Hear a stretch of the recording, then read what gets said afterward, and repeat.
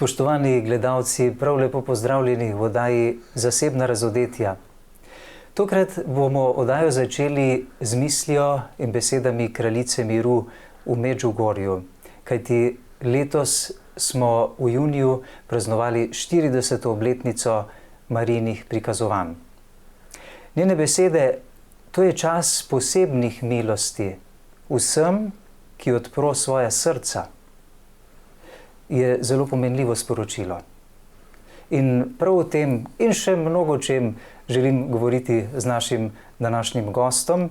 To je gospod duhovni pomočnik oziroma župnik, bi rekel, v župniji Most na Soči in dolgoletni romar v Medžugorje, tudi oskrbnik tamkajšnjih romarjev, gospod Niko Rupnik. Dobrodošli, lepo pozdravljeni. Lepo pozdravljam tudi vse, ki nas spremljate v tej čudoviti oddaji. Jaz si upam reči, da bo tako, ne, pod Marijinim vodstvom. Tako, verjamemo, da je ona z nami, saj tudi v Jezusovem imenu in skupaj z njo začenjamo ta pogovor. Kaj vam povejo te besede, ki sem jih omenil na začetku, da je to čas posebnih milosti, dejala je celo izrednih milosti vsem, ki odpro svoja srca? O tem sem 100 in večprocentno prepričan, da je to res čas posebnih milosti vseh teh 40 let.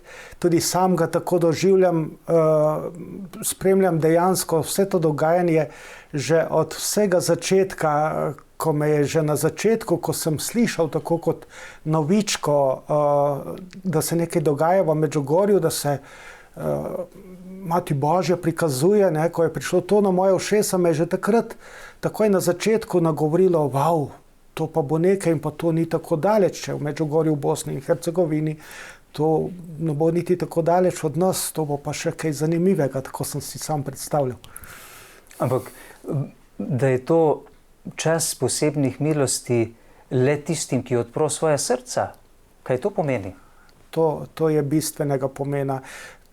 K temu nas tudi Mati Marija nagovarja vedno znova, da bi odprli svoje srca, da bi se odprli temu času milosti, ki je tako izredno pomemben za nas, kot da se res nebo na poseben način spustilo na zemljo, tudi s posebnim namenom pripraviti srca, ne? Ker v bistvu Božji nagovor je nagovor naših src, ni toliko ne vem česa drugega, ampak najprej naših src.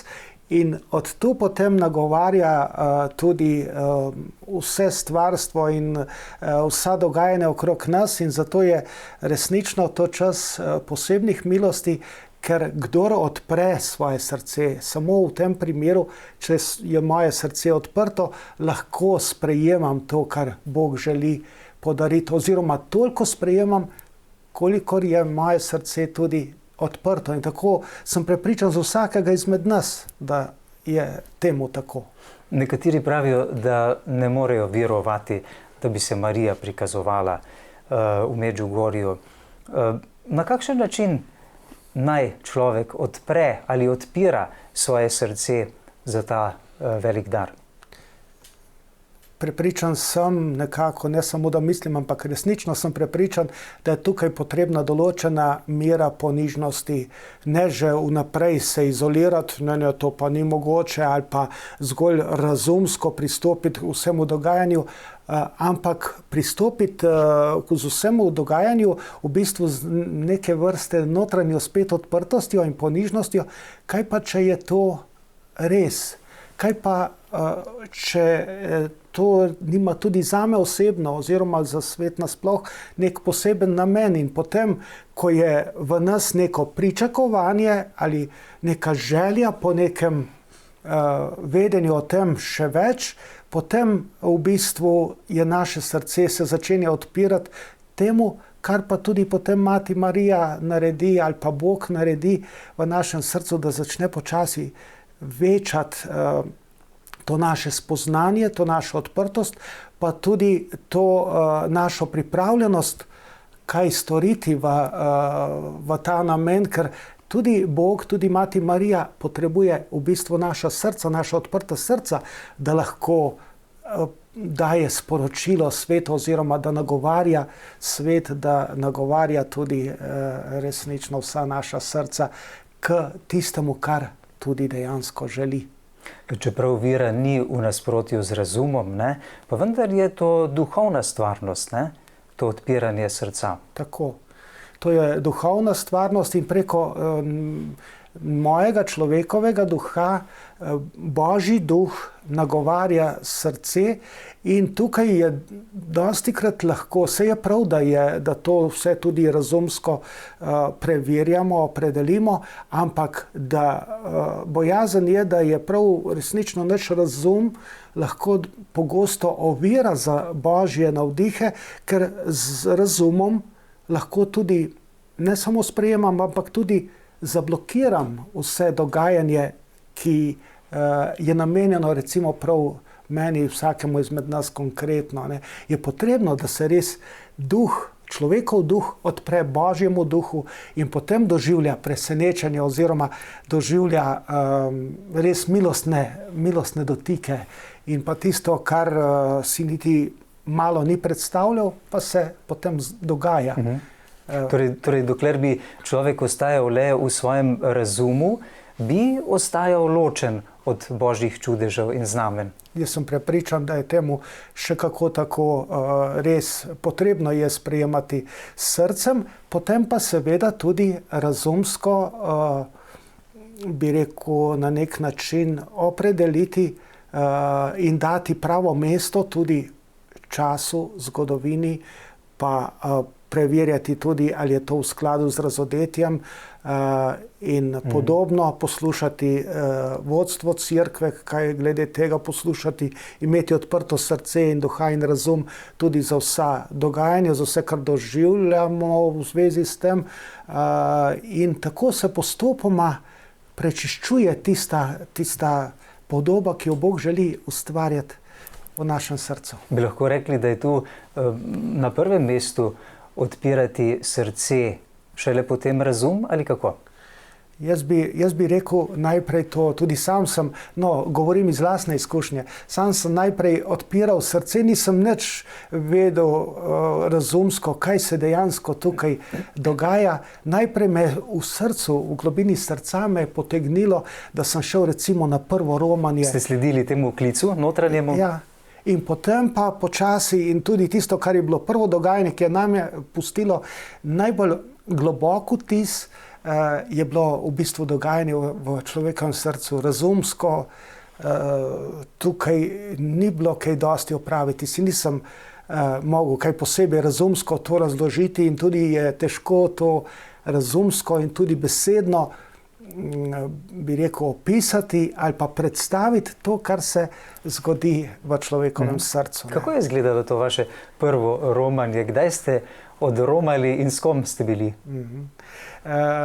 Torej, kmalu na začetku so določeni posamezniki, tako laiki kot tudi duhovniki, že poskušali organizirati tudi romanja, ker ni od nas ni tako daleč, čeprav takrat še ni bilo avtoceste, je potovanje trajalo veliko več časa, od nas recimo tudi 19 do 20 ur, ampak vseeno, jaz sem imel tukaj milost sorodnice, tete, ki je začela skupaj z njenim možem tudi organizirati romanje in iskala recimo tudi kakšno duhovno vodstvo, potem poiskala duhovnika in organizirala avtobuse. To je bilo področje Cola nad Ajdovščino in pa tam okoliških krajev.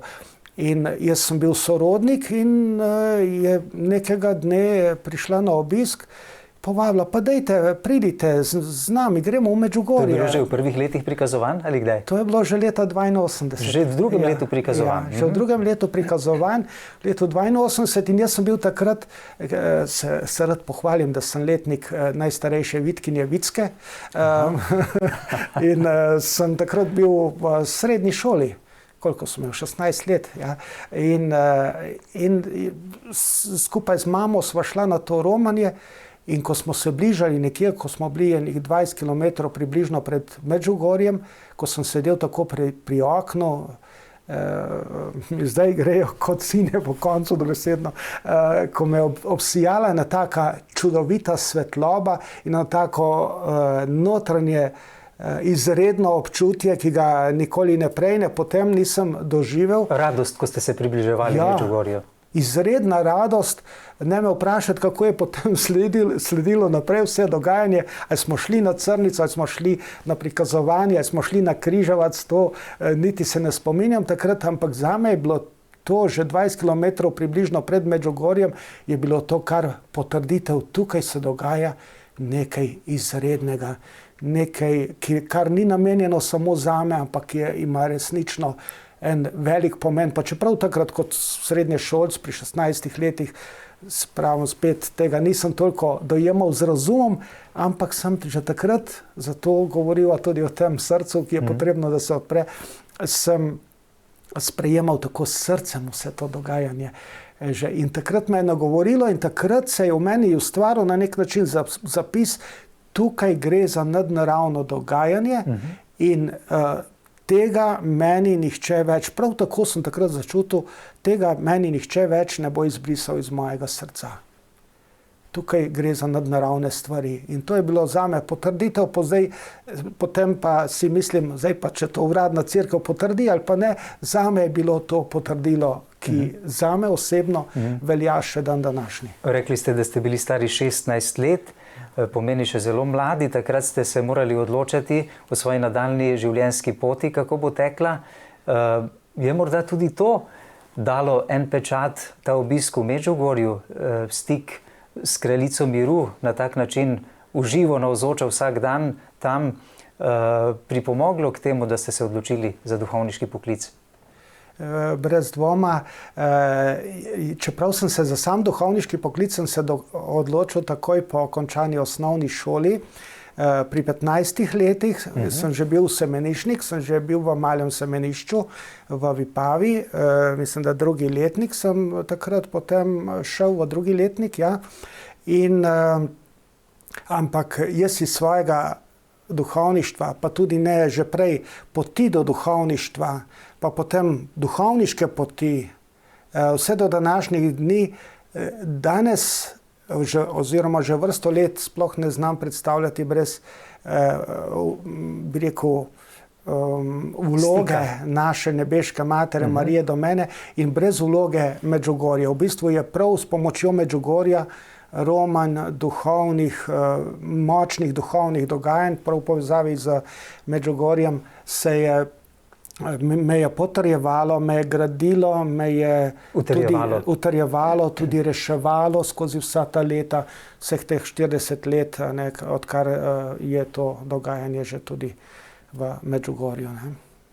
Na vaši duhovniški poti. Kaj pravzaprav je tisto, kar po vašem najbolj tam nagovarja romarje, ko pridejo v stik z Medžugorjem? Pogosto slišimo, da kdor ni bil na tem mestu milosti, težko karkoli govori o tem ali pa sodi. Le tisti, ki je bil tam, ki je, kot ste dejali, odprl svoje srce, lahko začuti to, kar ste dejali, da je to neko posebno mesto. Imel sem tudi to milost, da sem res do danes več kot 100-krat sigurno spremljal tudi Romanja dol, bil tudi duhovni vodja teh Romanj in spremljal tako, kolikor sem pač lahko spremljal tudi dogajanje v ljudeh. In predvsem sem doživljal, da je ljudi nagovarjalo to sveto, to duhovno ozračje, ki nekako, bi rekel, se čuti na vsakem koraku, tudi na tem posebnem kraju milosti. Kot da se diha neka druga atmosfera, ne? Tako. Sej nismo imeli nobenih posebnih videnj, bi rekel, tudi ni bilo v tistem času, nismo doživljali nekih posebnih znamen, da bi se recimo križ vrtel, da bi se izpisalo na nebu mir, ali da bi bilo karkoli od teh znamen, ki so sicer spremljala začetke prikazovanj, ampak duhovno ozračje, ta mir, ta svetost ozračja, pa tudi po ljudeh se je to, domačinih se je to zelo poznalo in to in podobne stvari in pa to, kar je nagovarjalo posamezna srca, ki so se odpirala, ko sem lahko v pogovorih, pa tudi v spovedih, potem kot duhovnik spremljal ljudi, sem doživljal, kako je to res nekaj velikega, kako je ta kraj res milostni kraj in kako se ljudje res čutijo nagovorjene in spet je odvisno od tega, če se vrnemo na začetek najinega pogovora, o tem, koliko si odprl svoje srce. In pa tudi, bom rekel, prav v povezavi z romani, koliko je bilo ustrezne priprave že prej na poti. Ker jaz imenujem romanja dol, tudi ene duhovne vaje za ljudi. In je bilo potrebno že prej na poti, ne potrebno, ampak nekako si čutil to nalogo, da srca že pripraviš kot voditelj, mislim, pripraviš na to dogajanje, ki bo dojelo. Vse se bodo dogajale velike stvari, ampak če bi bilo na avtobusu bolj tako samoposvetno razpoloženje, ali pa ko nekdo reče, ja, sem šel dol tako privat z osebnim avtom, prvič recimo. Pa ni bilo nič posebnega. Pa ni bilo nič posebnega. In tako, važna je ta priprava že prej. In potem nekako srce že naravnano na to vstopi na to dogajanje. Potem je samo, dol bi rekel, lahko je samo vrhunec dogajanja, ampak srce je človekova notranjost nekje že prej pripravljena na to dogajanje. Gospod Rupnik, kaj se vam zdi najbolj pomembno? Kako vi pristopate pri tej pripravi?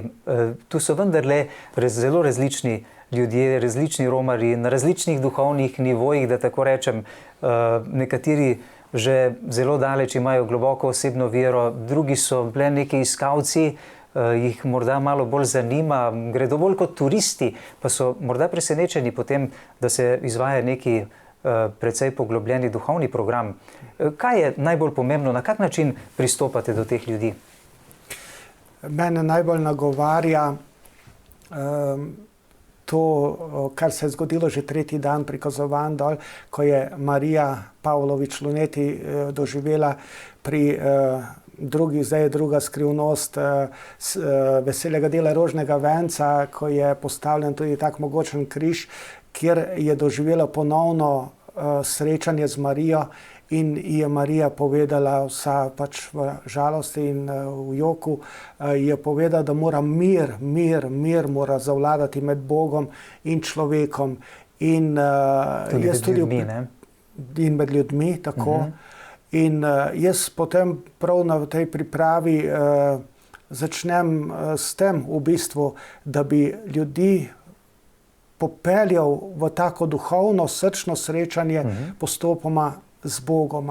Zdaj sem rekel, zdaj so tukaj ene duhovne vaje, vi nikamor ne morete uteči, tukaj ste na avtobusu, skupaj smo na romanju, dajmo izkoristiti ta čas, da prav v sebi poglobimo to srečanje, takšni, kakršni smo, v takšnem stanju, kot smo, to, kar doživljamo, takšno podobo, kot nosimo v sebi, zdaj povežimo, postopoma se odpirajmo in povežimo z Božjim delovanjem in morda pa bomo doživeli kaj od tega, kar Marija želi, da res mir zavlada, mir v odnosu do Boga, bližnjega in do samega sebe, da zavlada v naših srcih. Gotovo je mir globoka želja vsake duše, vsakega človeka, čeprav Marija na nekem mestu oziroma tudi v teh sporočilih posebej pove, da ni miru za tistega, ki vztraja v grehu. Torej ta odstranitev greha, odločitev za drugačno življenje, za življenje po Božjih zapovedih, za sveto življenje je menda temeljna, bistvena, če hočemo pridobiti mir. To je tudi ena od bistvenih točk tudi te priprave na tem romanju, da ljudi tudi pripravimo tudi na prejem zakramenta svete spovedi.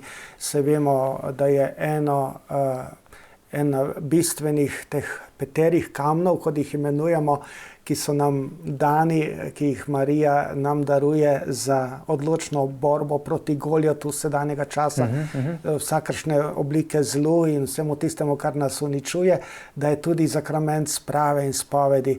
In brez tega sakramenta, brez te sprave z Bogom, z bližnjim in samim seboj, ni mogoče doseči tega miru.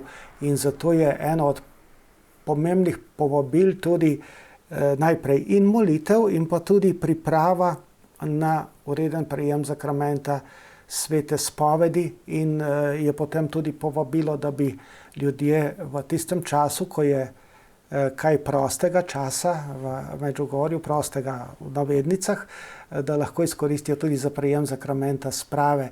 In to je bistvena vstopnica, se mi zdi, tudi zato, da potem lahko prejmemo ali pa začnemo prejemati večji mir v svoje srce. Brez sprave z Bogom, z bližnjimi samim seboj, tudi do tega miru ne more priti. Prvi korak na poti vašega spreobrnjenja, dragi otroci, je dejala, ne? Je sveta spoved. Pokleknite pred mojim sinom, izpovejte svoje grehe. Jaz sem imel dol prav tudi res veliko izkušnjo glede tega od začetkov svojega duhovništva pa naprej. Dana mi je bila tudi ta milost, da sem bil eno leto, v letu 2011-2012, pastoralno leto, da sem bil dol spovednik in te spovedi, ki sem jih doživel, to je bilo resnično srečevanje z Bogom in zato je res to, kot pravijo, klinika sveta, Medžugorje samo. Tam je res milostni kraj tudi prav za prejem sakramenta svete spovedi in tam se, kot sva že omenjala, se srce drugače odpre in zazna tudi vsaj delček, vse tiste navlake ali pa lahko tudi zelo globoko, kaj vse nosimo v sebi kot neko navlako, ki jo je potrebno brez sramu in brez nekih predsodkov odložiti v Božje usmiljenje in to Medžugorje omogoča. To omogoča ta svetost tega kraja. Zato je tudi zelo pomembno. Po vicih je Marija povedala, da si želi, da bi vsaj enkrat na mesec vsak kristjan, pomeni ne le laik, tudi duhovnik, škof, kdorkoli, pristopil k sakramentu svete spovedi oziroma po potrebi, kakor se počuti. Ne? Če je potrebno prej, verjetno je mislila, tudi je treba prej. Ne? Ampak vsaj enkrat mesečno. Kje mislite, da je težava, da danes toliko ljudi ne čuti potrebe, da bi morali k sveti spovedi, morda že mesece in leta niso pristopili k temu sakramentu? Pravijo, nisem nič takega naredil, nikogar nisem ukradel, nič tako težkega, da bi moral iti pred spovednika in tam izpovedovati svoje grehe. Kje je problem takega človeka? Problem je prav to, spet bi se obrnil na začetek, problem je odpiranje src Božji milosti, ker in s tem povezavi tudi problem vere, ne bom rekel problem, tudi to, da se premalo zares s srcem srečujemo tudi z Božjo besedo in Božjim nagovorom, ki nas tako ali drugače nagovarja in potem tudi vse slavo presojamo pod vidikom,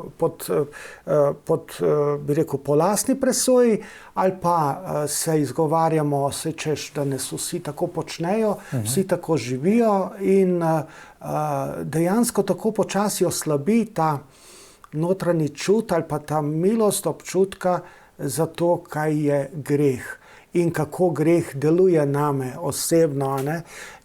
In se zdi, da srca na nek način, bolj kot se en trenutek iskrene spovedi oddaljuje, se srca zapirajo. In jaz to včasih povem tudi s prispodobo, gledajte, tudi kamen v vodi, ne, je obdan okrog in okrog je obdan z vodo, ampak on ostaja v sebi suh, ker ne spusti vase vode. In tako smo lahko tudi obdani z izredno Božjo milostjo, kot smo v tem milostnem času tudi, ampak v sebi lahko ostajamo suhi in dejansko ne spustimo Božjo milost vase.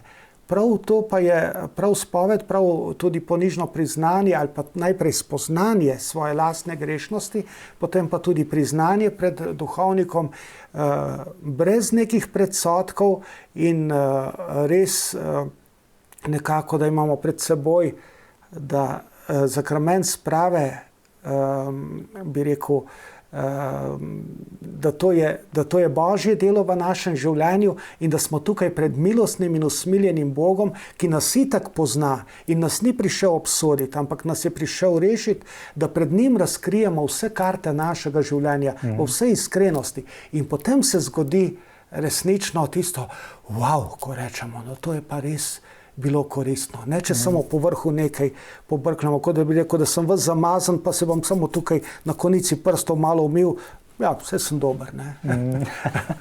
Rekli ste, da ste eno leto delovali prav v župniji Medžugorje, torej bili tam, tudi stanovali in tako vsak dan. Kakšne so izkušnje vaših spovedancev? Ali se na tem mestu resnično srca lažje odprejo za vse to dogajanje, za te prošnje, klice neba, tudi da človek lažje pristopi k zakramentu svete spovedi in izpove iskreno svoje grehe, kot pa morda na drugih mestih, kjer se Marija ne prikazuje trenutno? Ja, brez dvoma. Ne, saj tudi v Medžugorju samem so lahko spovedi zelo take površinske. Res vidiš, da se morda milost še ni toliko dotaknila in ostaja samo molitev za ljudi, recimo.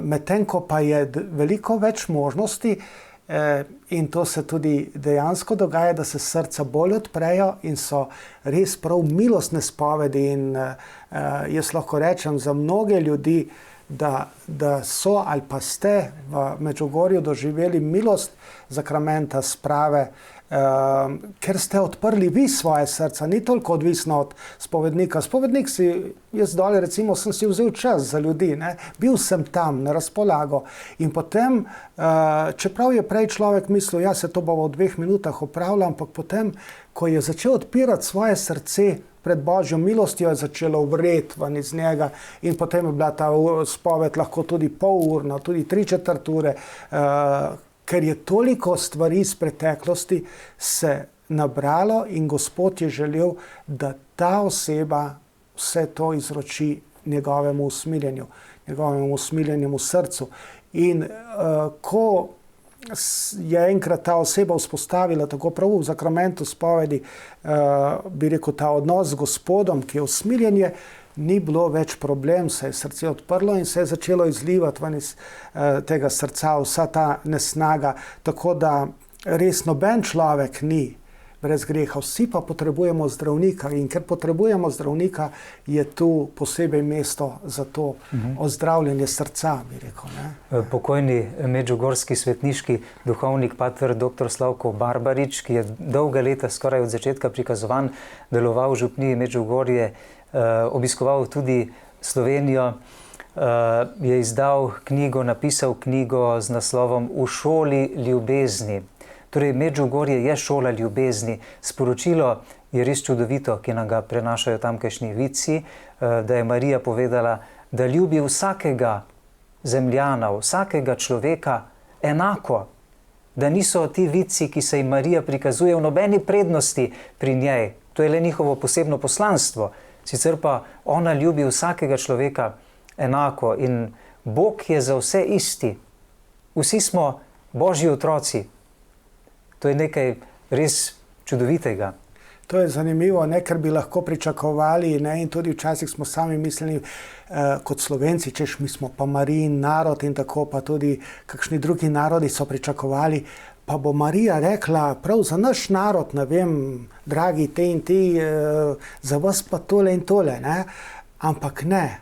Ona govori vedno o nas kot njenih ljubljenih otrocih, sinovih in hčerah, ne glede na vero, raso, spol, narodnost, karkoli, tu nima nihče nekega privilegija, bi rekel, pred Marijo in vsi smo mi njeni otroci, pa naj bo papež ali pa zadnji, tako v navednicah, človek na svetu, vsi smo njeni ljubljeni otroci in zato do vseh ravna enako, kajti tu je spet res, bi rekel, znamenje Božje ljubezni do vsakega človeka, ko te ljubi z vso svojo Božjo ljubeznijo in tako dela tudi Mati Marija in tukaj ni razločka, tukaj ni razlik. Ne glede na to, kako si živel do danes, v kakšnih grehih si morda še trenutno, ne?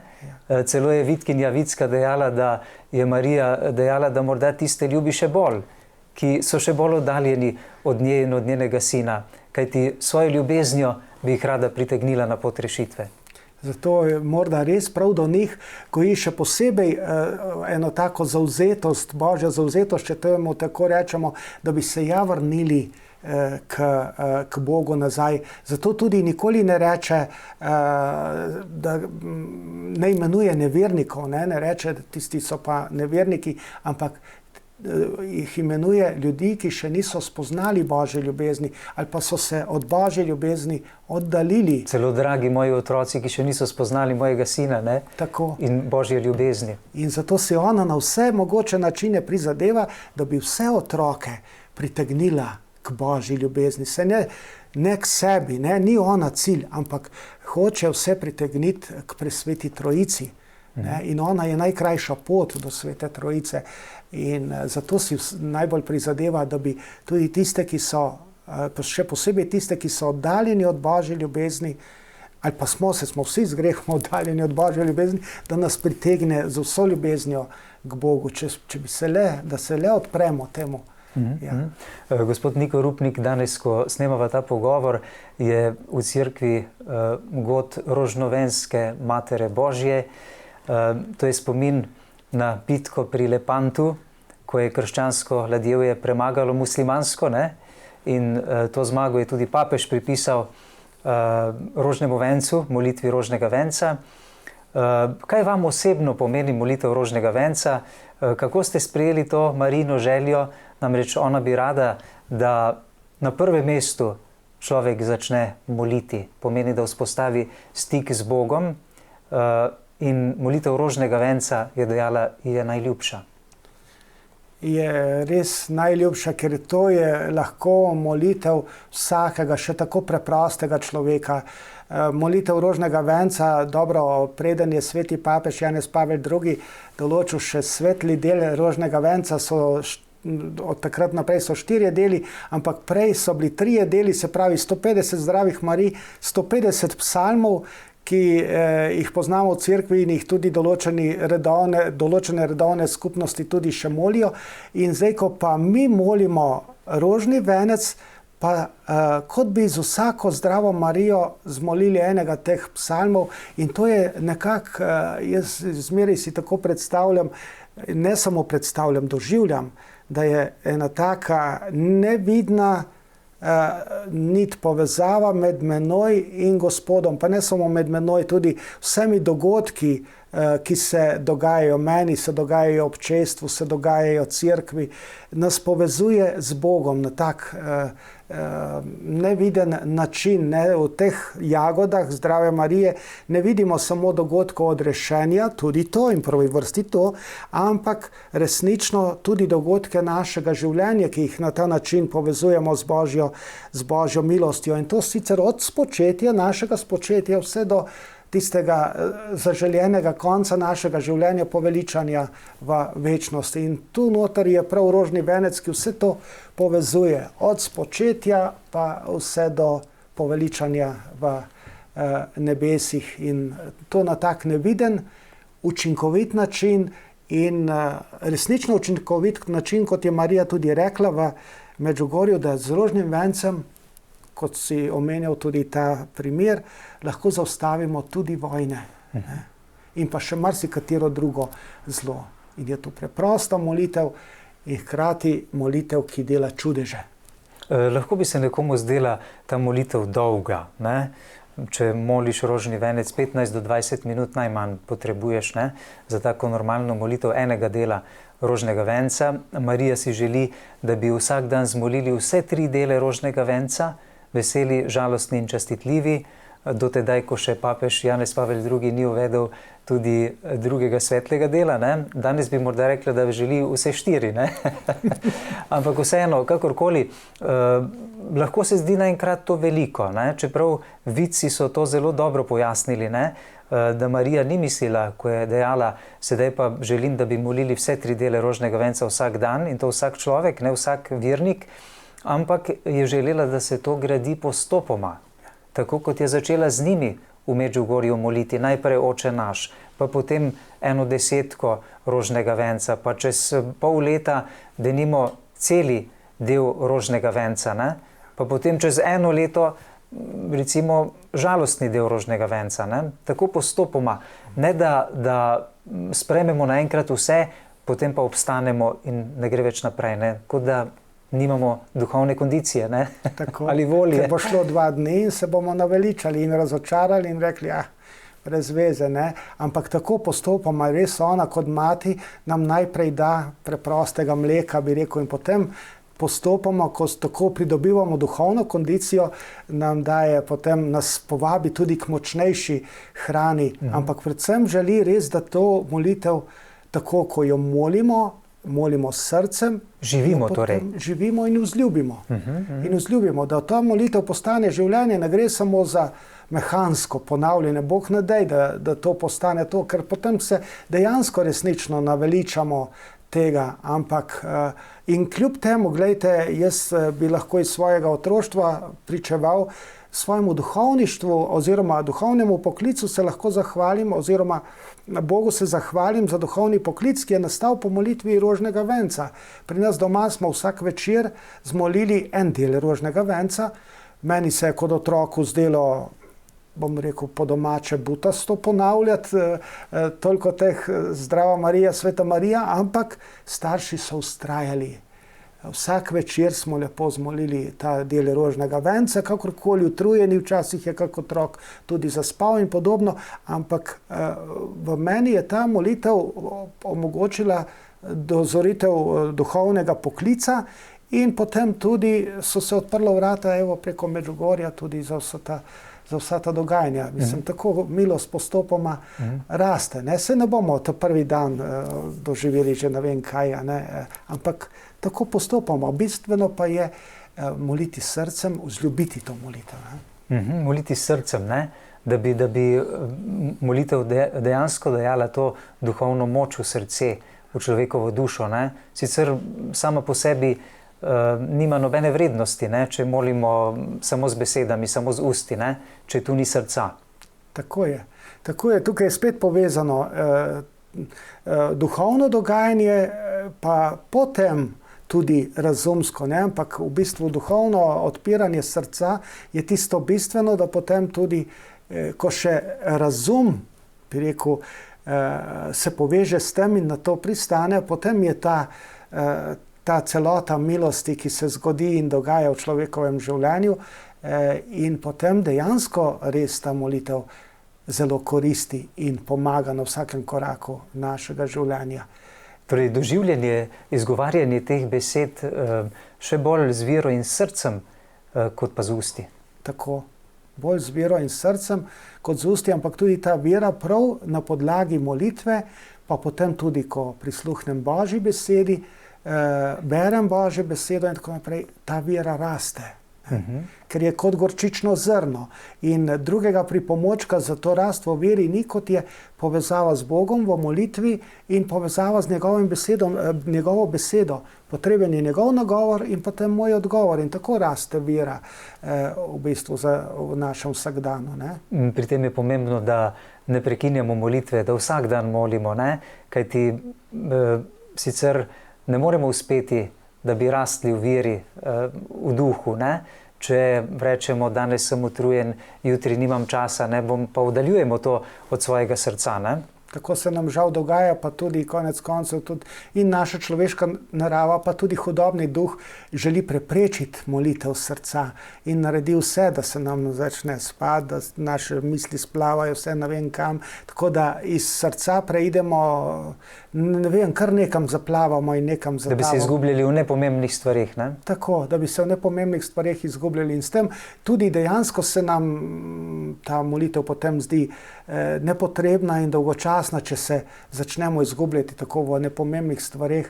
Zato je toliko pomembna res molitev s srcem, da potem rastemo v ljubezni, da res tudi nam in našemu doživljanju Bog postane resnično prijatelj, resnično tisti, ki ga objamem tudi z rokami svojega duha, ga objamem v molitvi ali pa Mati Marija, no, zdaj tukaj ni nekega ločevanja, ne, ampak dejansko tako nam postane potem molitev tudi resnično življenje in srečanje, jaz bom rekel, srečanje v ljubezni z ljubečim Bogom. Če tega srečanja ni, je res vse brez pomena, ne, se nam zdi dolgočasno. Tako. Glavne Marijine želje in prošnje, pravzaprav vsakemu človeku, vsakemu zemljanu že 40 let so na prvem mestu molitev, o čemer sva sedaj govorila, spreobrnjenje, post, pokora in mir. Ne? Če rečemo še kakšno besedo o postu, sedaj tiste gledalke in gledalci, ki naj jo poslušajo, če bi jih vprašali, koliko od njih se posti ob sredah in petkih, kot je želela kraljica miru v Medžugorju, ob kruhu in vodi, dejala je za zdrave to velja, ne za bolne. Bolni naj bi se na ta dan odrekli pač nečemu, kar jim je najljubše, ne? Iz ljubezni do Marije in Jezusa. Kakšne so vaše izkušnje s postom? Kaj nam lahko o tem poveste? Priznavam z vso ponižnostjo, da sem v tem pogledu najšibkejši. To mi najtežje nekako tudi gre prav ob kruhu in vodi, ker sej sem poskušal, mogoče sem premalo prosil za milost tega posta in potem drugega nisem mogel tisti dan narediti. Vse je bilo nekako, ne vem, res oteženo. Moral bi mogoče si vzeti prav eno obdobje, daljše obdobje, zaporedno obdobje posta, da bi potem lažje vstopil noter, kajti tako se mi zdi, da je kar zahtevno tudi, ali pa res premalo prosim za milost, je drugače, kar zahtevno vstopiti v ta vidik.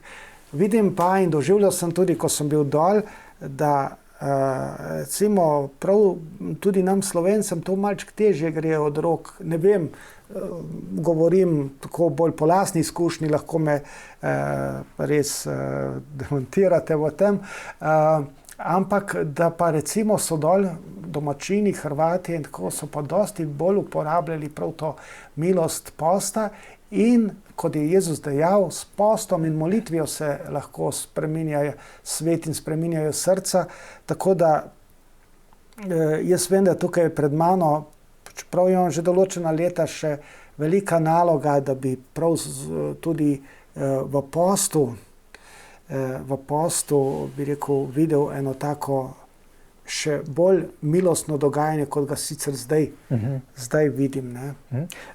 Tudi pravilno razumevanje posta in pristop do tega je zelo pomembno. Ne?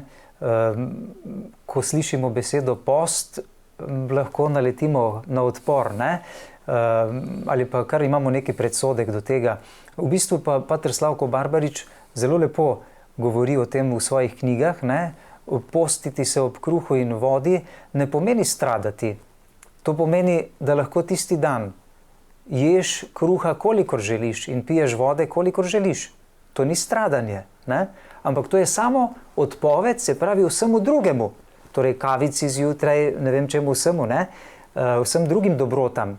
Kruha in vode pa lahko zaužiješ tisti dan, kolikor želiš. Tako je, ja.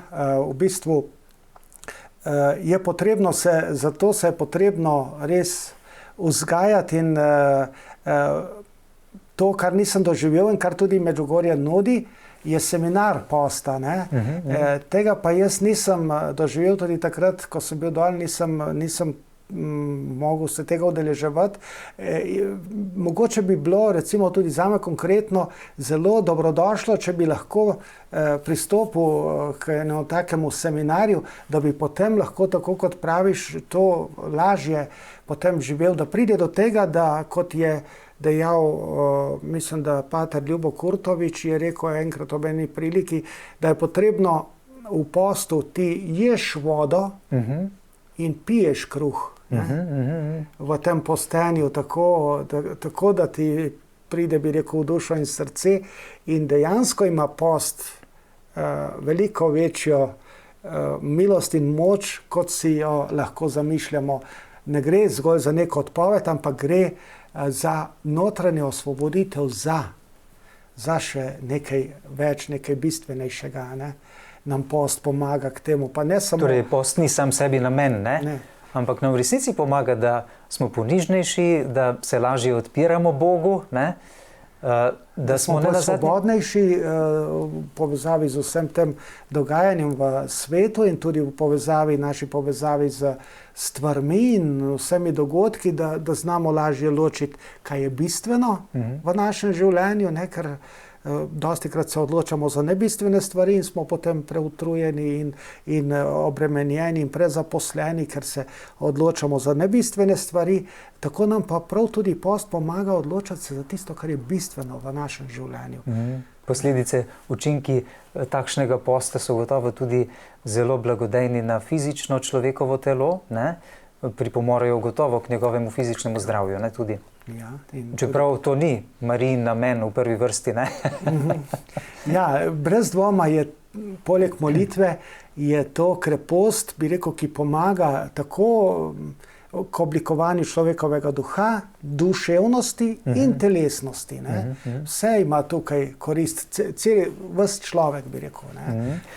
Glejte, gospod Rupnik, mladi so danes čisto posebna kategorija ljudi v družbi.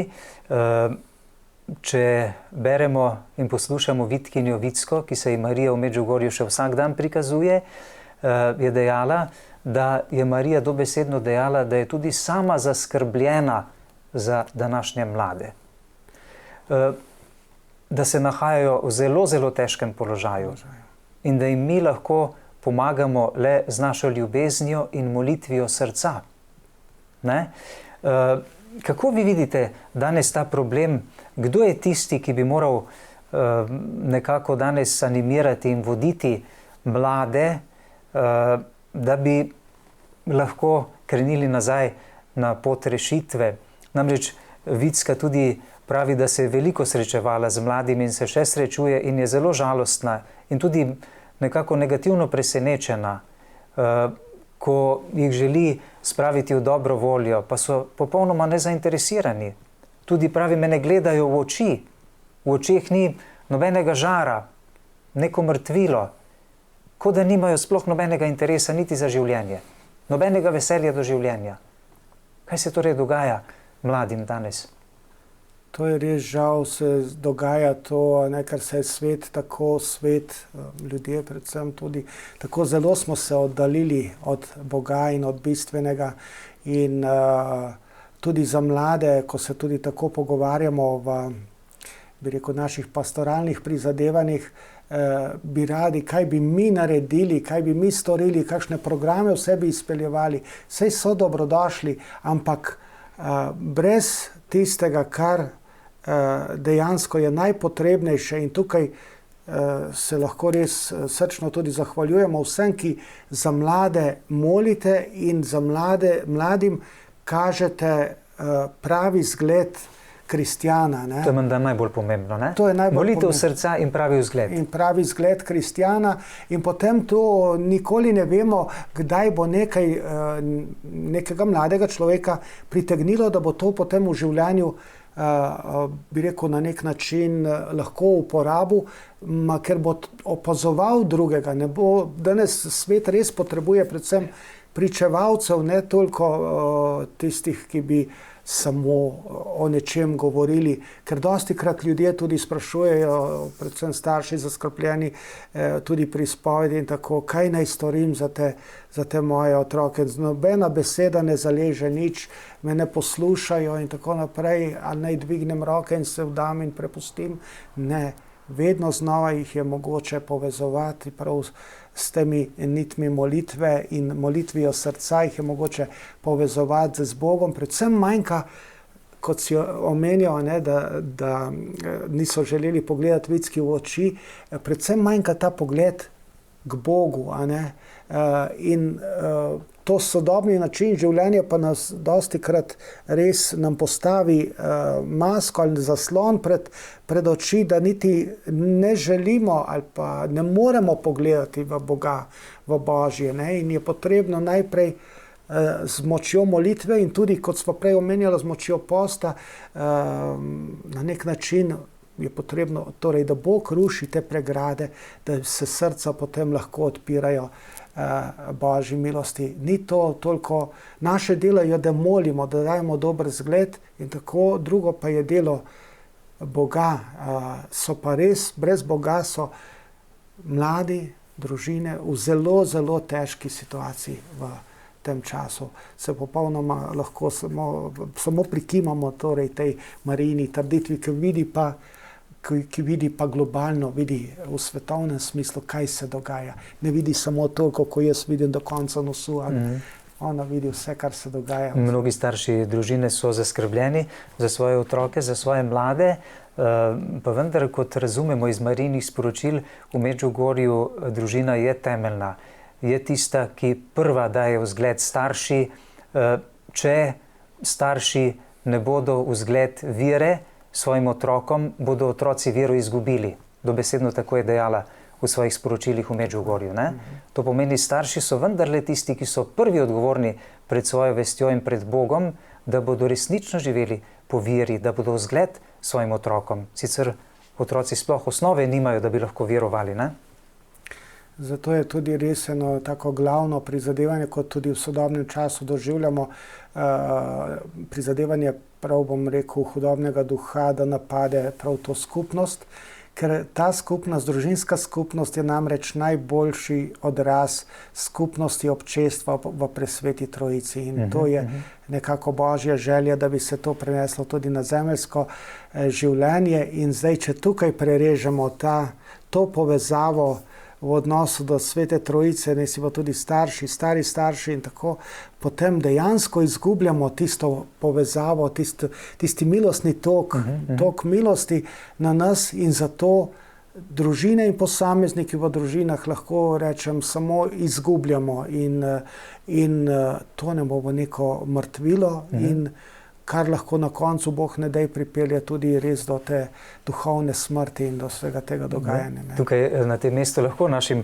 gledalkam in gledalcem poveva oziroma jih spomniva na Marijine besede, da je želela, da bi starši molili svojimi otroki, otroci svojimi starši. Rožni venec ni pomembno, kdo začne. Starši so seveda še bolj pristojni, bi lahko rekli, ne? Tisti, ki bi morali dati vzgled v molitvi. Ne? Če kdo ne želi moliti, tudi ga ne rabijo siliti. Ne? Pač naj po svoji volji naredi. Ne? Sicer pa dejala je, če bodo starši molili svojimi otroki rožni venec in otroci svojimi starši, potem Satan resnično ne bo imel moči nad njimi. Ne? Tako da molitev rožnega venca je v resnici najmočnejše orožje proti Satanu. Proti Satanu in je to, kot se naredi kot neka trdnjava, trden zid, obrambni zid, resnično za to občestvo, za to skupnost ene družine. In resnično, kot drži trditev, družina, ki moli skupaj, ostane skupaj, dejansko se to potem tudi zgodi. In zato je tudi ta preprosta molitev, da ni potrebno ne vem kakšnih načinov, ampak je potrebno preprosto začeti ali pa nadaljevati s to molitvijo rožnega venca, Pa če tudi se nekdo noče, kot si omenil, noče priključiti, tega kot mama, kot oče imaš v svojem srcu in ti zanj z ljubeznijo moli, kot da je tam navzoč, ker je dejansko po tvojem srcu je navzoč, tako tudi pri mašni daritvi, ja ne grejo več k maši, vsi pojamramo, pa si ti šla, pa ti greš k mašni daritvi, pa ga ti poneseš in ga daruješ na oltar. In če boš ustrajala, tukaj je zgled Sveta Monika, mati Svetega Avguština, recimo en tak tudi veliki zgled.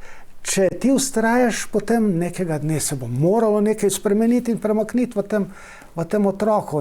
Samo ni za obupati, in pa se ni zajeziti recimo na te otroke, ali pa jih ni na silo zavleči v nekaj, ampak predvsem z nitmi ljubezni, in to je Božje ljubezni. In potem se dogaja, da Bog že najde način, kako nagovori posameznikovo srce. In kdaj ga bo nagovoril? In kdaj ga bo nagovoril. Ja. Pustimo to v Božje roke. Kdaj se bo kaj zgodilo? Biti neučakan, zmolj eno zdravo Marijo, pa jutri se mora že nekaj premakniti in če se ne, ta Bog ni ne pomaga. Ja, gospod Rupnik, gledajte, gotovo je molitev tista, ki je temeljna in ki ima najboljše učinke. Marija pa je tudi v svojih sporočilih želela, da bi se posvetili njenemu brezmadežnemu srcu in Jezusovemu srcu. Zakaj je to tako pomembno? Nenazadnje v nekem sporočilu je dejala, da bo to za te razburkane čase, ki jih danes živimo, za vsakega človeka edino varno zavetje. Kaj to pomeni?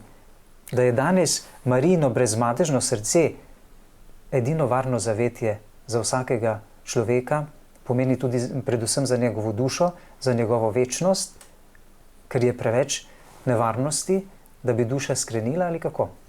Predvsem zaradi tega, ker je preveč teh, bi rekel, privlačnosti, tako bi rekel, tega sodobnega načina življenja in tega načina delovanja zla, da če ni človek nekje zavarovan v neki zavarovanosti, da je velika nevarnost, da te ta miselnost, ki se širi, oziroma ta duhovni tok, ki je nasprotnem Božjemu, da te pogoltne vase, in ostajaš kot, bi rekel, brez varnosti, brez zaščite.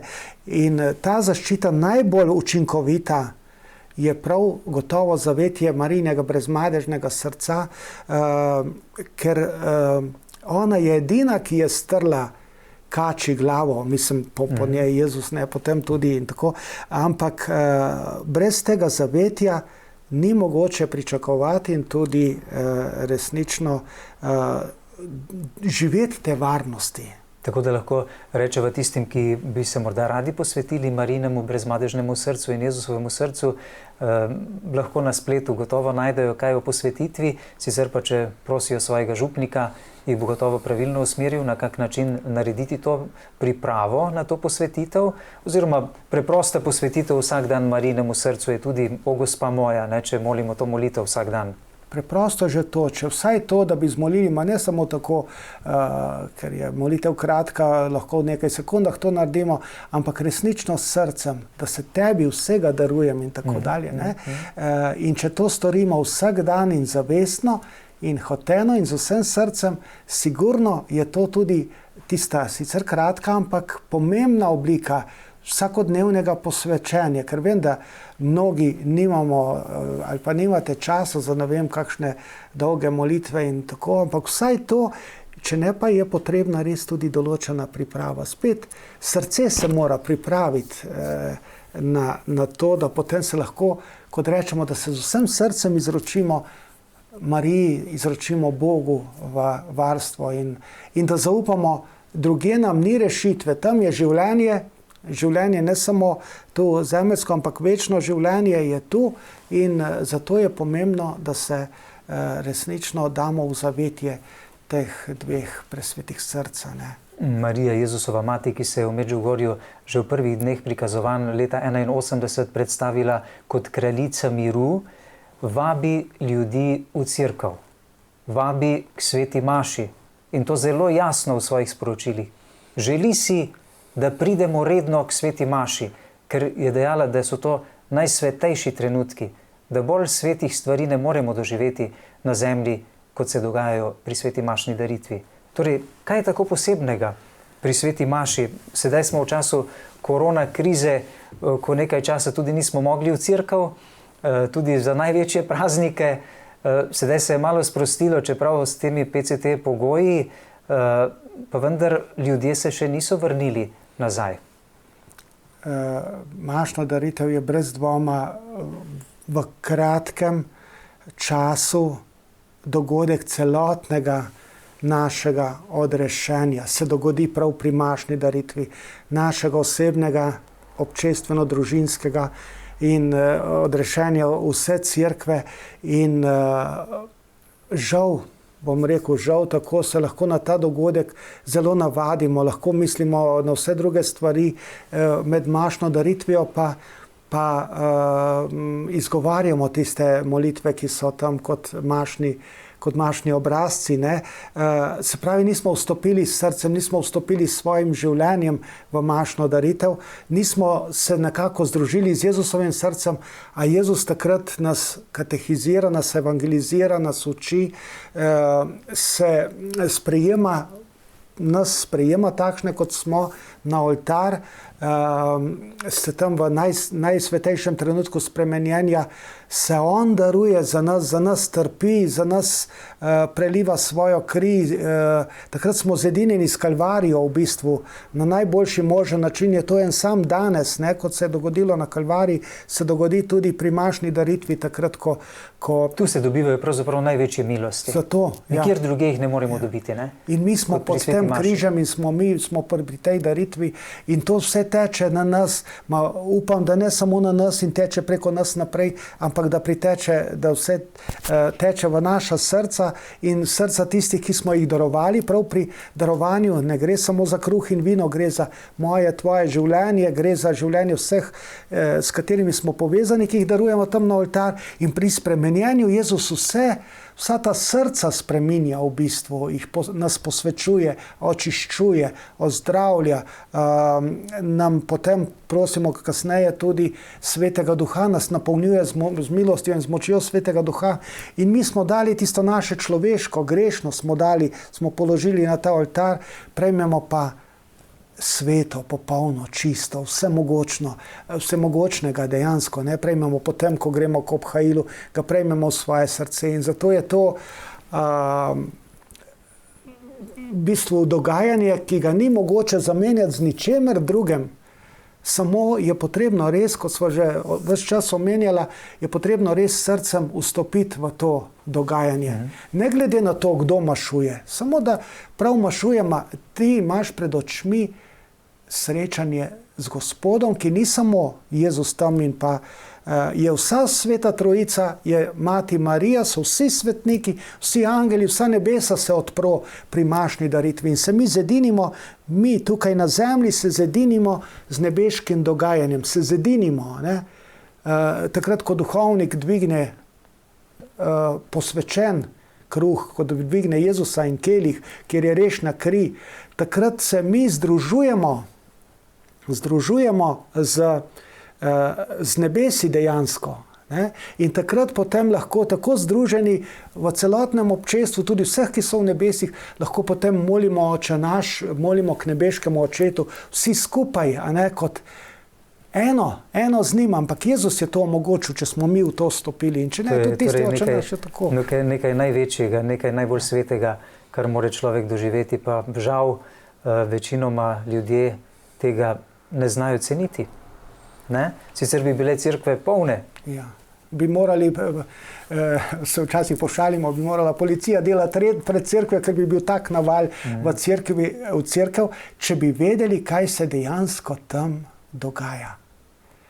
In dejansko se to dogaja, se je marsikdo, tudi razni mistiki nam skušajo približati to vrednoto mašne daritve. In moram reči, tudi jaz sam sem to razlago našel bolj pri mistikih kot pri študiju teologije, recimo. Kaj se dejansko pri mašni daritvi dogaja in če tako in ko tako vstopam, tudi jaz kot mašnik, kot duhovnik, lahko z drugim srcem vstopam. Ali pa če ne, sem pa lahko tako formalen, pa preberem te molitve, preberem Božjo besedo, pa tam nekaj po svoje razlagam, če ni to vse v občestvu s Presveto Trojico. Gospod Niko Rupnik, nekaj sva spregovorila tudi o sadovih Medžugorja. Predvsem sva se v tokratnem pogovoru posvetila Marijinim glavnim željam, glavnim sporočilom, molitvi, spreobrnenju, postu, pokori, miru, sveti maši, mladim, ki so pravzaprav nekako njene največje skrbi.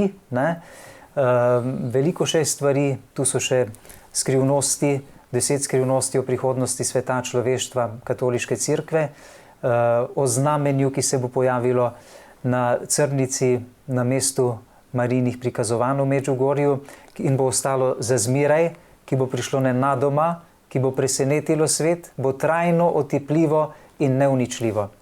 To je njena obljuba v 3. skrivnosti, kot so nam zaupali tamkajšnji vici. Še veliko stvari je, o katerih bi morala spregovoriti, pa žal je naš čas tako omejen. Verjamem, da ste svojo žrtvijo, namreč 3 ure približno ste porabili do nas iz Mosta na Soči do Maribora, pa še nazaj, torej 6 ur boste danes v avtomobilu, da bo tudi ta žrtev pripomogla k temu, da bi se srca naših gledalk in gledalcev bolj odprla za te božje navdihe, za Marijina sporočila in da bodo tudi po tem najinem pogovoru kdaj vidni dobri duhovni sadovi. Hvala vam, ker ste prišli. Sem hvaležen tebi, če smem še to, in TV Exodus res tudi za to povabilo. Tudi zame osebno je to ena taka duhovna obnova in obnovitev vseh teh dogajanj v zvezi tudi s tem milostnim dogajanjem. In se resnično zahvaljujem za povabilo in hvala tudi vsem, ki ste prisluhnili tudi temu, kar sem tudi sam skušal kot drobec odstreti od tega, kar v bistvu človek nosi v svojem srcu. Zares, hvala, spoštovane gledalke in gledalci, za vašo pozornost.